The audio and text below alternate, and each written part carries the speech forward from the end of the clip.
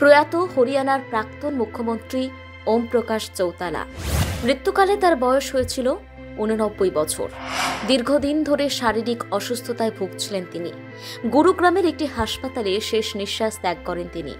হরিয়ানার অবিসংবাদিত নেতা ছিলেন ওম প্রকাশ চৌতালা।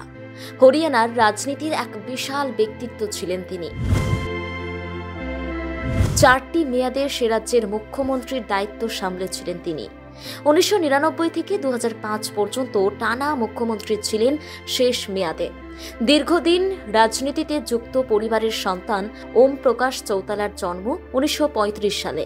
ভারতের ষষ্ঠ উপপ্রধানমন্ত্রী চৌধুরী দেবীলালের সন্তান ওম প্রকাশ নিজেও ভারতীয় রাজনীতির অন্যতম স্তম্ভ ছিলেন। ওম প্রকাশ চৌতালার মৃত্যুতে গভীর শোক প্রকাশ করেছেন হরিয়ানার বর্তমান মুখ্যমন্ত্রী নয়াব সিং সাইনি। পরিবারের প্রতি গভীর সমবেদনা জানিয়েছেন তিনি। হরিয়ানার প্রাক্তন মুখ্যমন্ত্রীর প্রয়াণে শোক প্রকাশ করেছেন কংগ্রেস সভাপতি মল্লিকার্জুন খারগেও। জানা গিয়েছে, নিজের বাড়িতেই কার্ডিয়াক অ্যারেস্ট হয় হরিয়ানার প্রাক্তন মুখ্যমন্ত্রীর। সঙ্গে সঙ্গে হাসপাতালে নিয়ে যাওয়া হলেও শেষ রক্ষা হয়নি। ওম প্রকাশ চৌতালা 7 বারের বিধায়ক ছিলেন। তিনি ভারতীয় রাজনীতির অন্যতম নেতা ছিলেন, যদিও তার কর্মজীবন বিতর্কের, যার মধ্যে একটি নিয়োগ কেলেঙ্কারিও ছিল, যার কারণে তাকে কারাদণ্ড দেওয়া হয়েছিল। হরিয়ানার রাজনীতিতে জাট সম্প্রদায়ের উল্লেখযোগ্য প্রভাব রয়েছে। উত্তরাধিকার সূত্রে ওম প্রকাশ চৌতালা রাজনীতিতে প্রবেশ করেছিলেন। ওম প্রকাশ চৌতালা 1970 সালে প্রথমবার বিধানসভা নির্বাচনে প্রতিদ্বন্দ্বিতা করেন এবং জয়ী হন। 7 ডিসেম্বর 1989 তিনি হরিয়ানার মুখ্যমন্ত্রী হন, কিন্তু তিনি এই পদে ছিলেন মাত্র 171 দিন। 2 মাস পর 12 জুলাই 1990 তিনি দ্বিতীয়বারের জন্য হরিয়ানার মুখ্যমন্ত্রী হন।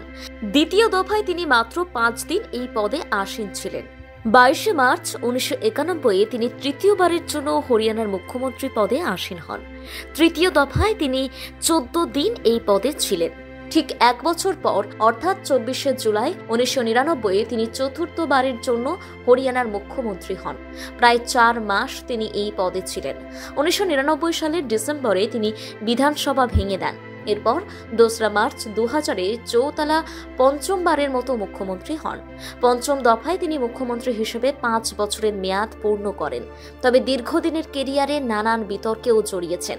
শিক্ষক নিয়োগ সংক্রান্ত দুর্নীতিতে জড়িয়ে কারাবাসও হয়েছিল তার। হরিয়ানায় 1999 থেকে 2000 সালে জুনিয়র বেসিক টিচার নিয়োগে দুর্নীতির অভিযোগে দোষী সাব্যস্ত হয়েছিলেন তিনি। সেই কারণেই 2013 সালে 10 বছরের কারাদণ্ড হয় তার। 2021 সালে প্রায় 9.5 বছর সাজা কাটানোর পর মুক্তি পান তিনি। প্রথম কলকাতা ব্যুরো।